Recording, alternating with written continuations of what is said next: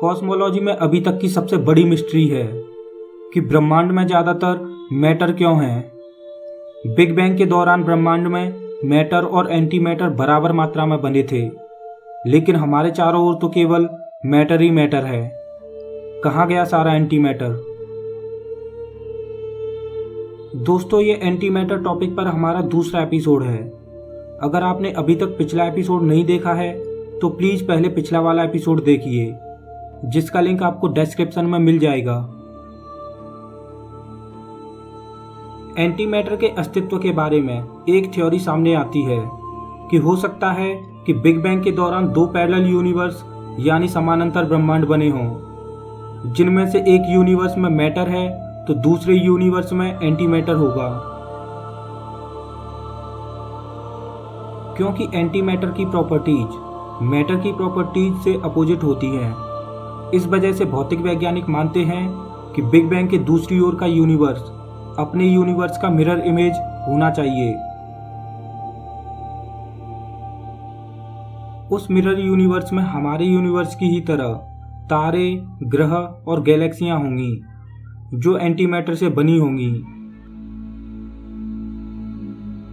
अब यहाँ पर एक सवाल सामने आता है कि क्या एंटी मैटर से मिरर यूनिवर्स बन सकता है?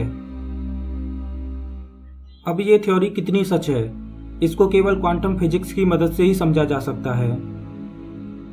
मैं आपको बता दूं कि ये थ्योरी बड़ी ही मज़ेदार है, लेकिन थोड़ी कॉम्प्लेक्स भी है, इसीलिए आपको आने वाली बातों को ध्यान से सुनना होगा।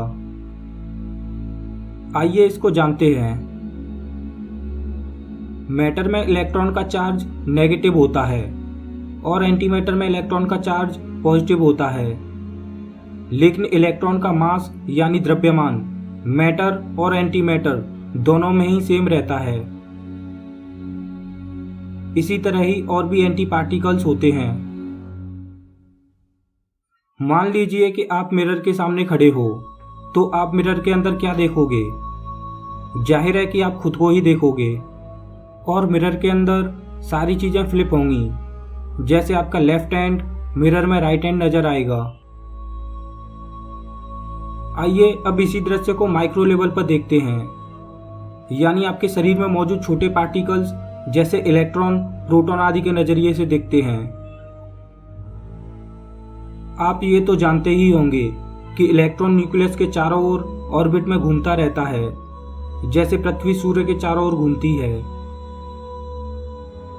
और आप ये भी जानते होंगे कि इलेक्ट्रॉन खुद की एक्सिस पर भी स्पिन करता है, जिस प्रकार पृथ्वी अपनी एक्सिस पर स्पिन कर रही है।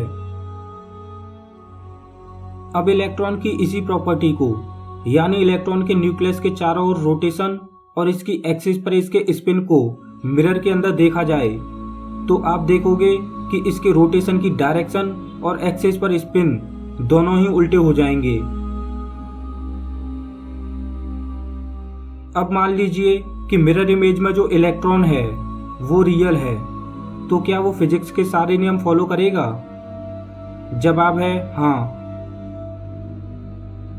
यहाँ पर ध्यान देने वाली बात यह है कि मिरर इमेज में जो इलेक्ट्रॉन है वो मैटर है, यानी उसका चार्ज नेगेटिव है।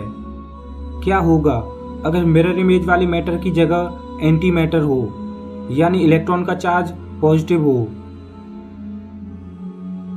मतलब मिरर के बाहर आपका शरीर मैटर का हो और मिरर के अंदर आपकी इमेज एंटी मैटर की हो, तो क्या इस केस में मिरर के अंदर वाली एंटी मैटर इमेज फिजिक्स के सारे नियम फॉलो करेगी? जवाब है नहीं, क्योंकि यहाँ पर टाइम डायमेंशन बीच में आ जाती है। मिरर के बाहर का समय और मिरर के अंदर का समय दोनों ही फॉरवर्ड डायरेक्शन में चल रहे हैं। इस वजह से मिरर इमेज में एंटी मैटर फिजिक्स के लॉ फॉलो नहीं करेगा। 1964 में जेम्स क्रॉनिन अपने एक्सपेरिमेंट में ये सब प्रूव कर चुके हैं और उन्हें इस एक्सपेरिमेंट के लिए नोबेल पुरस्कार भी मिला था। अब यहाँ पर सबसे बड़ा सवाल सामने आता है कि क्या बिग बैंग के दूसरी ओर एंटी मैटर से बना मिरर यूनिवर्स होगा?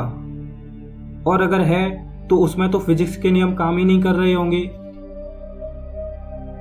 इस सवाल का आंसर ही मजेदार है एंटी मैटर से बना मिरर यूनिवर्स फिजिक्स के सारे नियम फॉलो कर सकता है अगर उसमें टाइम बैकवर्ड डायरेक्शन यानी पीछे की ओर चले। जैसे हमारे लिए टाइम पास्ट से फ्यूचर की ओर चलता है, तो मिरर यूनिवर्स में टाइम फ्यूचर से पास्ट की ओर चले तो फिजिक्स के सारे नियम फॉलो होते हैं। अगर देखा जाए तो फिजिक्स में सभी टाइम इक्वेशंस फॉरवर्ड और बैकवर्ड दोनों टाइम के लिए काम करती हैं, चाहे वो न्यूटन की इक्वेशन हो या मैक्सवेल की या फिर आइंस्टीन की। भौतिक वैज्ञानिक मानते हैं कि मिरर यूनिवर्स में समय उल्टी दिशा में चल रहा होगा। अब आप सोच रहे होंगे कि अगर मिरर यूनिवर्स में समय फ्यूचर से पास्ट की ओर चल रहा होगा तो वहां पर सारे काम उल्टे हो रहे होंगे। जैसे कि हमारे यूनिवर्स में हम बच्चे से जवान फिर बूढ़े होते जा रहे हैं, उसी तरह मिरर यूनिवर्स में यही प्रोसेस उल्टा चल रहा होगा, जैसे बूढ़े से जवान और जवान से फिर बच्चा। लेकिन मैं आपको बता दूं कि वहां पर ऐसा कुछ नहीं हो रहा होगा। मिरर यूनिवर्स में भी वही प्रोसेस चल रहा होगा जैसा हमारे यूनिवर्स में चल रहा है। जैसे कि हम बच्चे से जवान और जवान से बूढ़े हो रहे हैं, यही प्रोसेस वहां भी चल रहा होगा और वहां पर भी एंट्रोपी यानी डिसऑर्डर बढ़ रहा होगा।